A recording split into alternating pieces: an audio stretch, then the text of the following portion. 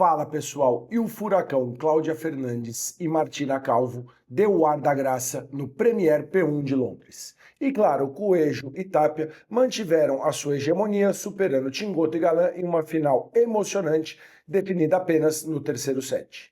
Esse aqui é mais um Na Virada, vem comigo porque a gente vai falar muito sobre o Premier P1 que chegou pela primeira vez à Inglaterra e à sua capital, Londres. Então, se você ainda não está inscrito no canal, eu vou te pedir para você se inscrever no canal, ativar as notificações e curtir comigo esse vídeo.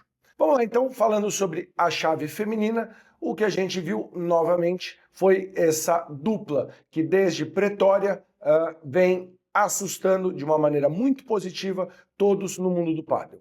Cláudia Fernandes e Martina Calvo fizeram um torneio impressionante para chegar até a final, onde elas enfrentaram a dupla número 1 do ranking mundial, Delfina Brea e Gemma Triay.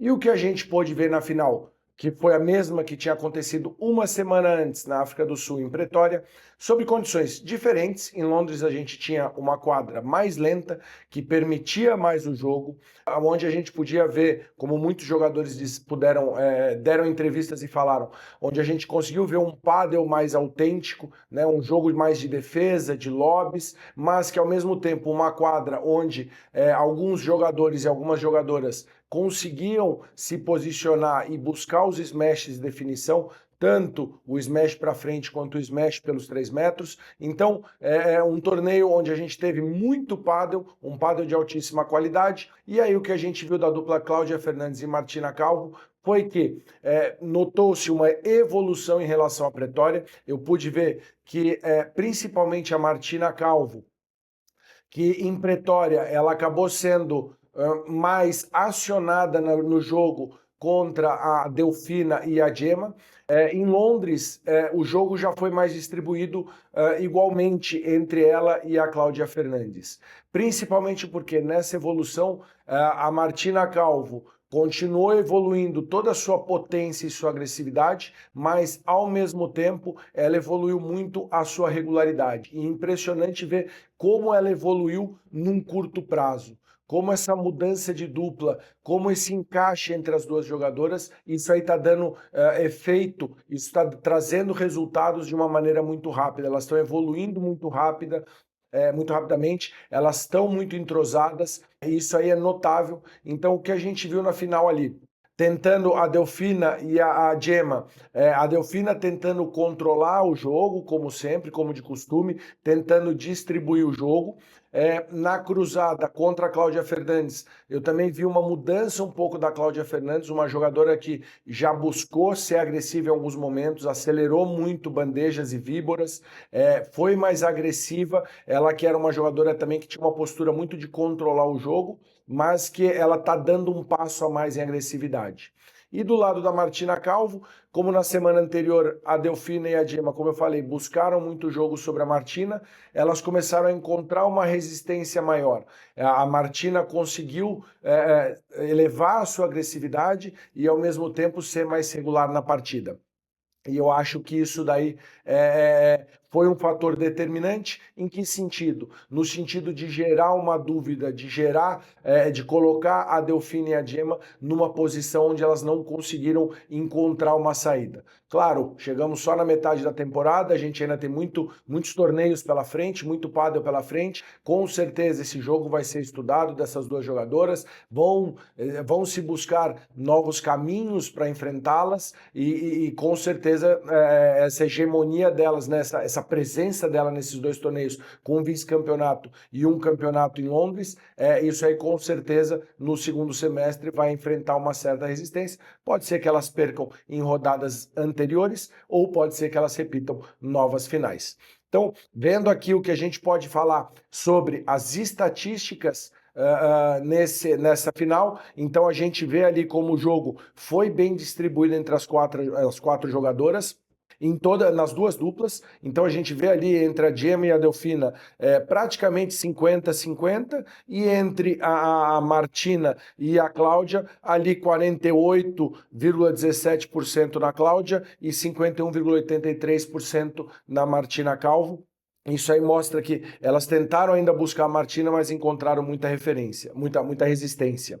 A gente vê A Delfina praticamente é uma jogadora que controla o jogo. Você vê que ela não arriscou nenhum smash de definição. Isso aí ficou a cargo da Jay Matriai, que de 17 smashes conseguiu converter apenas 5, enquanto a Martina Calvo, de 19 smashes, converteu 12. A Cláudia Fernandes também é uma jogadora defensiva, ela não tem muito esse smash de definição, porém ela conseguia acelerar muito bem bandejas e víboras. E aí a gente vê erros não forçados. A Martina ainda, que é esse ponto de interrogação da dúvida, da dupla, quando a gente fala em regularidade, mas que ao mesmo tempo ela dá um show daí no número de winners, sendo a jogadora que conseguiu mais winners das 4 que estavam em quadra. Então, é uma partida muito equilibrada. Essa partida, a Cláudia Fernandes e a Martina Calvo acabaram vencendo por parciais de 7-5 e 6-3 para levar esse título. Eu acho que elas chegam com tudo no circuito, deram as caras, mostraram todo o caminho que ela tem pela frente, já mostraram o potencial que essa dupla pode alcançar e com certeza isso daí vai trazer novos ares, novos pensamentos para as demais duplas buscando uma solução e como enfrentá-las. Então, um título merecidíssimo, 2 jogadoras muito novas, como a gente falou já, Cláudia Fernandes com 21 anos, Martina Calvo com 18, assombram o mundo do pádel com muita alegria. Então é uma surpresa boa para todos para ver a presença dessa dupla.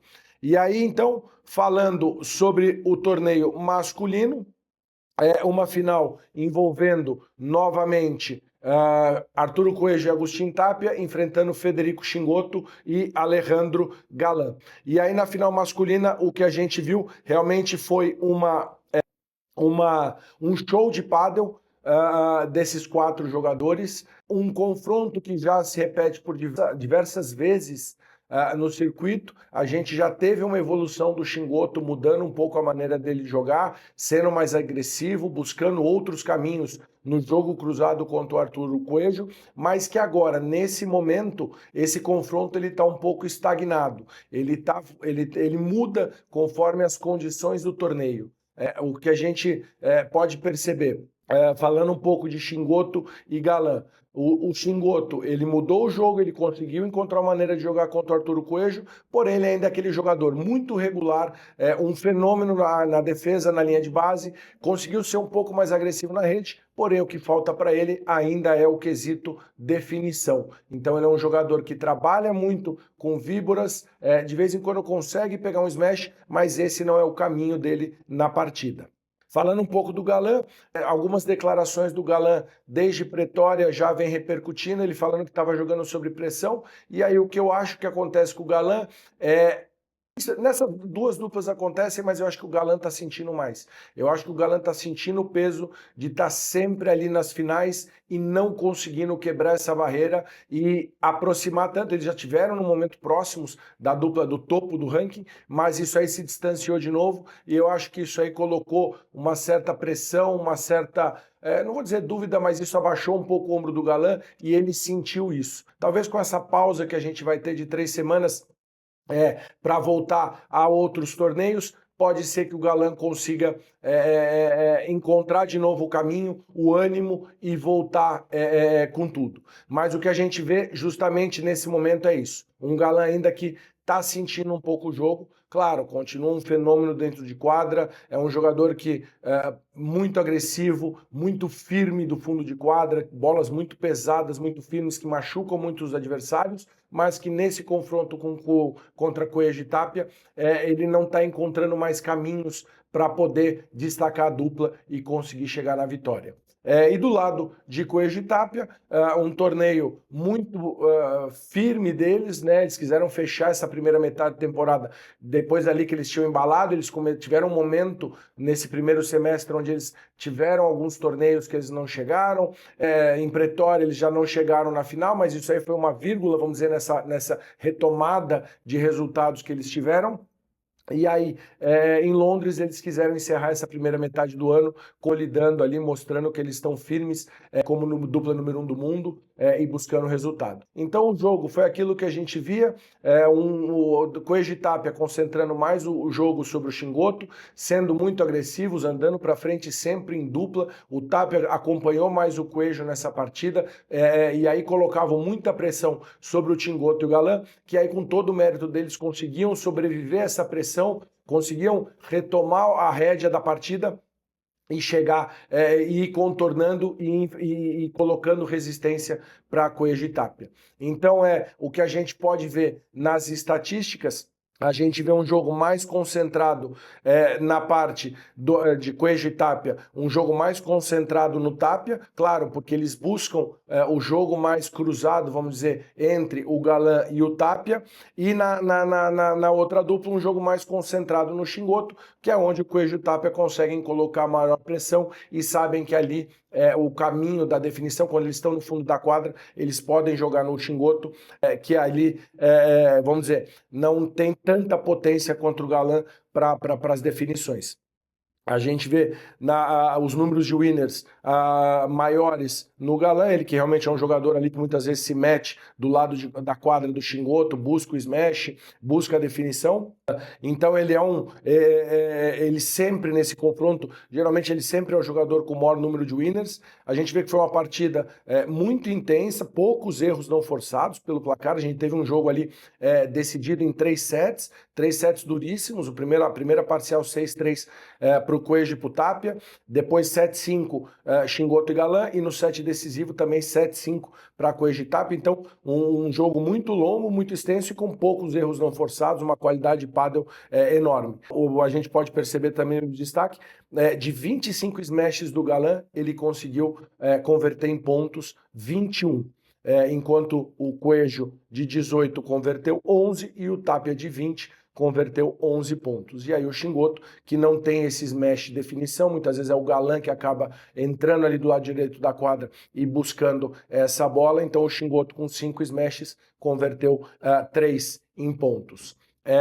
E aí então, o que a gente vê? Nessa parada, se o Galan vai conseguir refrescar a cabeça, renovar o ânimo para na segunda metade do ano, onde a gente tem 3 torneios importantes, a gente tem 3 majors aí pela frente, se ele consegue recuperar esse desejo, né? Claro, isso ainda existe, mas se ele consegue reacender, vamos dizer, né? Reanimar esse desejo da busca pelo número 1, e aí, quem sabe, eles consigam vitórias sobre Coelho e Tapia no segundo semestre. Então, aí falando um pouquinho dos resultados, falando no torneio feminino, né, vamos falar aqui um pouquinho da chave. A gente teve as 4 primeiras duplas chegando até a fase de semifinal, e um confronto ali muito disputado. André Austero e Ariana Sanches voltaram às quadras após ausência em 2 torneios. Elas ali chegam até a semifinal e dão muito trabalho para a Delfina Brea e para a Gemma Triay, numa partida decidida no terceiro set. As número 1 do mundo venceram o primeiro set por 7-6, Ariana e Andrea o segundo set por 7-5 e no set decisivo 6-3 para as líderes do ranking mundial para chegarem até a final. Uma partida muito disputada, a Andrea Austero um pouquinho mais irregular, mas deu muito trabalho. A Ariana Sanches conseguiu controlar bem o jogo cruzado contra a Gemma Triay, não permitiu que a Gemma Triay se sobressaísse muito na agressividade. O jogo teria que ser, então, decidido mais pela André Austero, mas aí a Delfina Brea conseguiu se defender muito bem, então aí a vantagem para as número 1. Do lado de baixo da chave, a dupla número 2, Paula Rossemaria e Bea Gonçalves, enfrentaram as então campeãs, né, Cláudia Fernandes e Martina Calvo, e aí um domínio total da Cláudia e da Martina, venceram por 6-2 e 6-4, e eu acho que nessa partida, o que a gente viu ali, a Paula e a Bea têm mais ou menos já, vamos dizer, estabelecidos um plano de jogo onde a Paula diminuiu um pouco a agressividade dela para ser mais constante e transferiu esse papel, vamos dizer, do protagonismo no ataque para a Bea Gonçalves.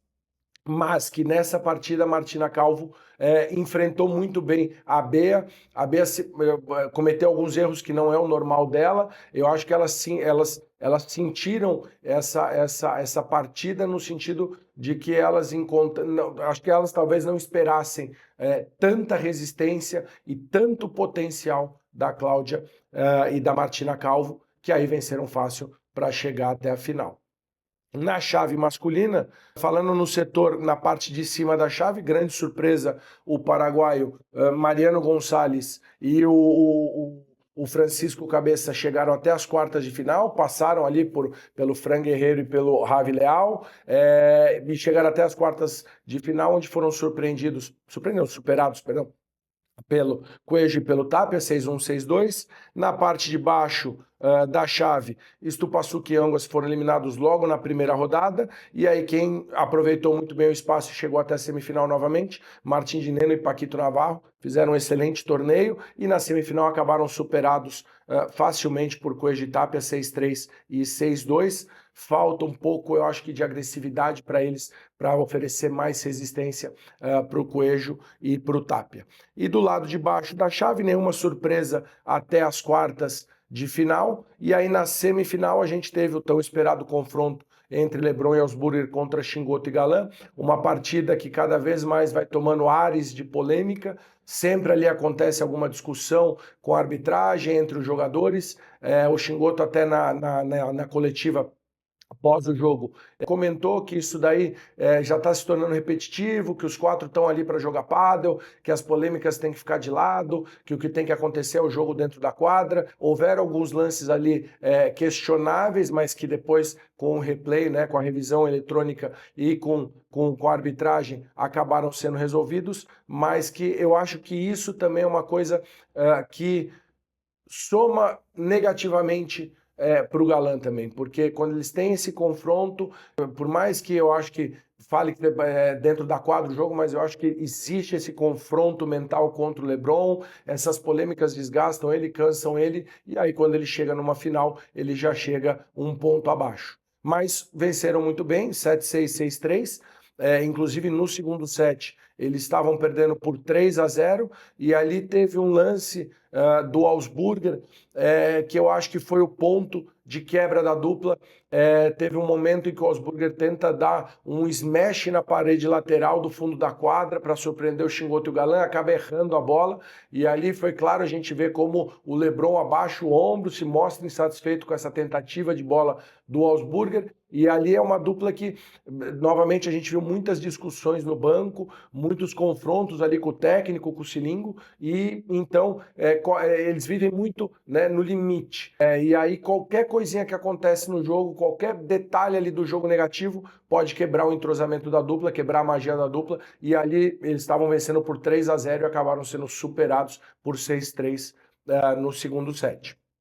Falando um pouquinho dos brasileiros, o Lucas Bergamini e o Ravi Garrido foram surpreendidos logo na primeira rodada, no primeiro jogo deles no torneio, eles que saíram adiantados então na segunda rodada, foram surpreendidos pelo Juan Belotti e pelo Inácio Piotto em 3 sets, parciais de 3-6, 6-4 e 6-1. Eu acho que uma derrota que eles não tinham muito, não esperavam por isso, mas foram surpreendidos e caíram logo na segunda rodada.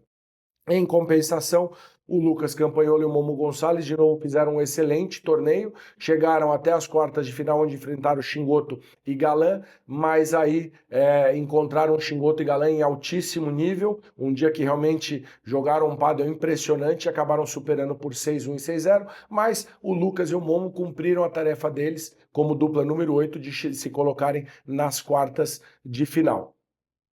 O Premier Padel agora vai dar uma pausa de 3 semanas, muitos jogadores jogando torneios e exibições ao redor do mundo, e a gente já no começo dessa semana teve já alguns anúncios, alguns esperados, outros talvez nem tanto, do ponto de vista do que a gente via de fora da quadra, mas que quando a gente começa a entender os resultados e os encaixes, a gente vê que isso aí podia acontecer. Então, primeiro, Yanguas e Stupasuk, isso aí meio que já estava jurado que iria acontecer, porque os resultados não vinham acontecendo, já estava acontecendo um certo desgaste no banco nas partidas, discussões do técnico com o Yanguas, discussão entre o Yanguas e o Stupasuk, e aí depois de Londres, onde eles perderam na primeira partida deles do torneio, eles acabaram anunciando o rompimento da dupla. E aí a dupla número 4 do mundo, isso aí, claro, causa um movimento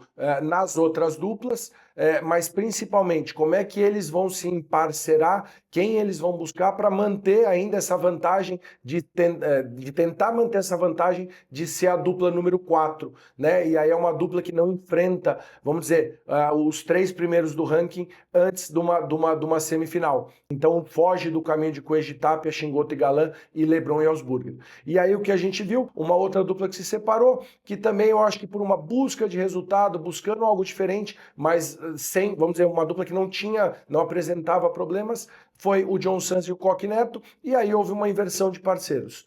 Foi anunciado já que o Coque Neto volta a jogar com o Mike Janguas, eles vão sair como dupla 4, e que o Stupasuk e o John Sanz se juntam e saem como dupla 5 com uma diferença mínima de pontos. Mas essa diferença vai pesar porque o Sanz e o Stupasuk saem como dupla 5. Então, em eventuais partidas de quartas de final, eles podem cruzar o caminho, podem ter pela frente Cuejo, Tapia, Chingoto e Galan e Augsburger e LeBron. Então, ficar de olho aí como é que isso aí vai acontecer nos torneios do segundo semestre. Também o que a gente teve uma dança das cadeiras ali nas duplas, da parte de baixo da segunda prateleira e da terceira prateleira. Alguns buscando, a gente já teve ali o Barahona que estava jogando com o Alex Chossas, eles já se separaram, o Barahona está indo jogar com o Maxi Santos Blasco, o Chossas também já anunciou o parceiro dele, mas eu não estou lembrado aqui de cabeça com quem que ele vai jogar, mas ele já buscou o parceiro, então assim, todos buscando alguma mudança para poder aproveitar esses torneios do segundo semestre. E vamos ver como é que isso daí vão trazer resultados. Do lado feminino, a gente já teve as mudanças que poderiam acontecer. A Marta Ortega se juntou de novo com a Sofia Araújo, isso aí já em Londres já tiveram juntas. Nenhuma mudança significativa, vamos dizer, no topo da segunda prateleira e na primeira prateleira. A gente tem algumas duplas se movimentando na terceira prateleira. Então, como eu falei para vocês, o Premier Padel agora tem uma pausa de 3 semanas. O Premier Padel volta já em Madrid, né, a capital do Padel, um torneio também muito aguardado, assim como é o de Buenos Aires, Madrid, onde a gente tem a presença de muitos jogadores espanhóis, muitos jogadores moram em Madrid, então tem familiares, um torneio muito interessante, que vai ser muito legal ver a disputa pelo título do torneio. Tá? Muitas duplas se formando, vamos ver aí o que vem pela frente, então, no segundo semestre. Então, o que eu vou pedir para você agora, se você gostou desse vídeo e ficou até aqui, não esquece, curte ele, comenta, compartilha com seus amigos e, claro, se não fez a inscrição no canal, aproveita, faz a sua inscrição, porque é assim que o YouTube consegue enxergar o trabalho e divulgar cada vez mais esse vídeo para as pessoas. Então a gente se vê logo mais, talvez nesse intervalo eu faço ainda mais algum vídeo para falar sobre as duplas, talvez trazer algum convidado para poder fazer uma discussão sobre essas novas duplas que estão se formando no Premier Padel, senão a gente volta com Na Virada, já falando sobre tudo o que vai acontecer no Premier Padel de Madrid. Então, valeu!